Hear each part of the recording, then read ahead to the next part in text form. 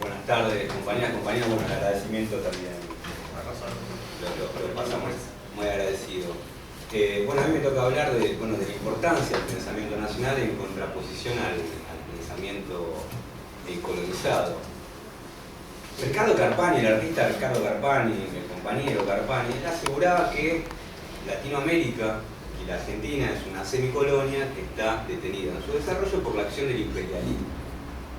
No, y a mí siempre me gusta citarlo porque en esta pequeña afirmación encontramos dos cuestiones centrales a la hora de comprender nuestra realidad actual, que es por un lado la cuestión propia del imperialismo y por lo tanto el hecho de que seamos una semicolonia, como ya hablaban los compañeros también antes que yo.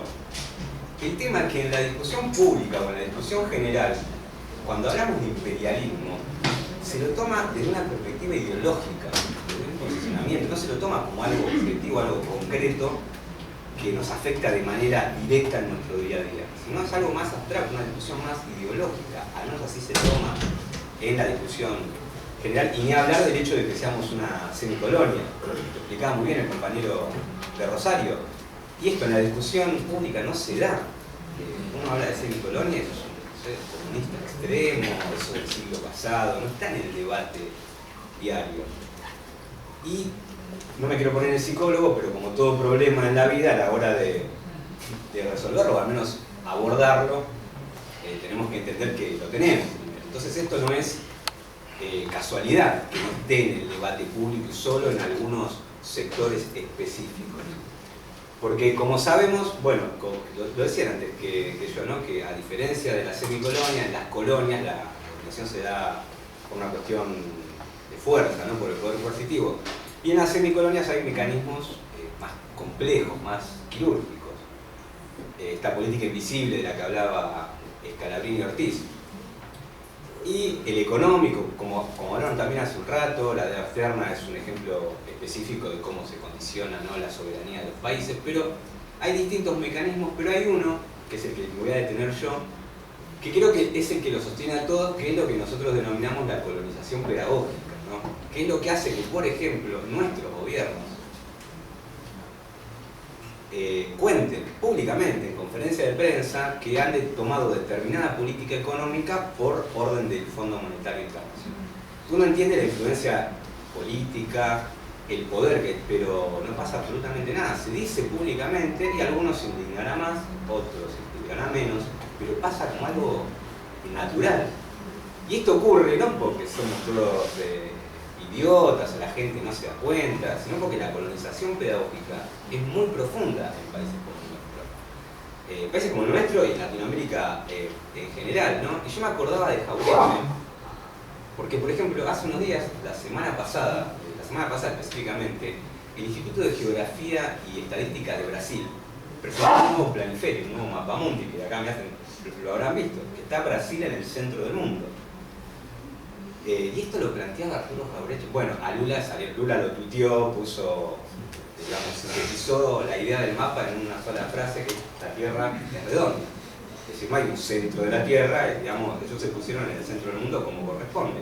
Ahora bien, esto lo planteaba Arturo Jauretche hace más de medio siglo, esto de que tenemos que tener un planiferio con la Argentina en el medio. Y a Jauretche lo mataban, principalmente los intelectuales. A Lula también, los medios hegemónicos y la intelectualidad brasileña le decía lo mismo que a Jauretche, que ahora que somos el centro del mundo, ¿quién se cree esto? Y Jauretche contaba que cuando esto se lo decía a las maestras se escandalizaban, no les cabía la idea de cómo un mapa con la Argentina en el medio. Y ahí hay muchísimas explicaciones, porque fíjense el mapa que utilizamos nosotros, ni les pregunto porque ya todos tenemos el mapa en la cabeza, es el mapa con Europa. Jauretche lo preguntaba en su charla, yo ni lo pregunto porque ya doy por descartado que todos tenemos ese, que es el más divulgado, ¿no?, el Mercator. Y esto puede parecer un tema menor, ¿por qué? Porque entendemos que una cuestión técnica, una cuestión de cómo los países, incluso podemos comprender que como los países del hemisferio norte son los que crean los mapas, son ellos que se ponen en el lugar más importante. Entonces, pero esto que parece un tema menor, quisiera retomar esto que nos enseñara Jauretche. Dice que es muy importante, que es central, porque funciona como un reflejo de una condición de nuestro pensamiento para todo, que es no pensar los acontecimientos en función de nosotros mismos, sino como reflejo del otro. no para hablarlo académicamente, la Argentina está en el culo del mundo. Se dice a diario, se dice una frase que usamos todos. Porque el mundo está allá. Nosotros a lo sumo somos la periferia del mundo. Y eso, si lo trasladamos a nuestro pensamiento, pensamos desde esa perspectiva. Incluso nosotros, compañeros peronistas, militantes, cuando pensamos en un planiferio, pensamos en ese planiferio.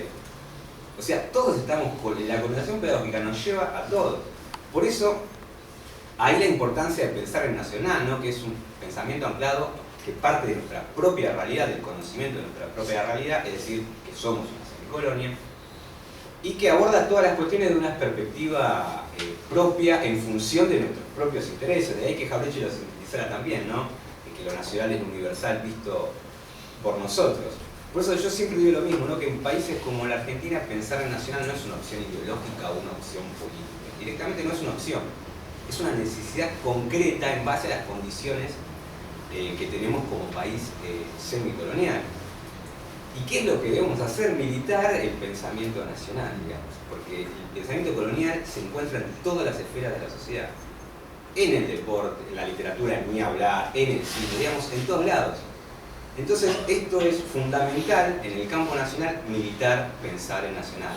Pensar desde nuestra perspectiva. Y no digo enseñar, porque nosotros como militantes no enseñamos nada, somos simples predicadores, pero que tenemos una ventaja, que es que el general Perón nos dejó por escrito lo que debemos hacer a los argentinos para lograr la liberación nacional.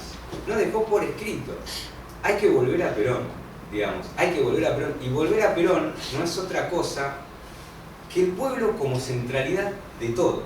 Pero literalmente el pueblo como centralidad de todo. De hecho, una de las cuestiones que decía Perón respecto a una definición del peronismo es que el peronismo no es una construcción intelectual de una minoría que luego eso se llevó a la política práctica.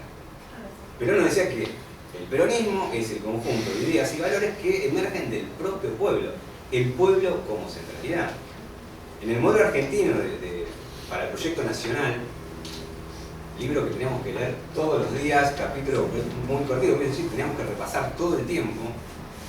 Cuando habla de esta cuestión nacional, de la cultura nacional, Perón es muy claro para explicarnos estas cosas, ¿no? Dice que la cultura nacional la vemos más en la cultura popular que, por ejemplo, en la cultura académica, porque Perón dice que un intelectual puede separarse de su destino histórico porque tiene esas herramientas para hacerlo a través de digamos, un esfuerzo de abstracción. Pero el resto del pueblo no puede hacer esto, nos dice Perón. No puede ni quiere, porque el pueblo no quiere renunciar a su historia, dice Perón, ni a sus valores, ahí voy cerrando, ni principios que el mismo pueblo creó. Entonces, volver al pueblo. Y yendo no tanto a lo conceptual, sino vamos a lo más concreto que dice el general también en el modelo argentino para el proyecto nacional, cuando habla de cómo se constituye o cómo debemos constituir la comunidad organizada. Es claro en esto de, y me apuro ahora, en el nivel superior de gobierno una conducción centralizada, donde no se discute otro derecho que el de sacrificarse por el pueblo. Fíjense esta definición, ¿no? Si lo traemos a la actualidad, esto parece ciencia ficción.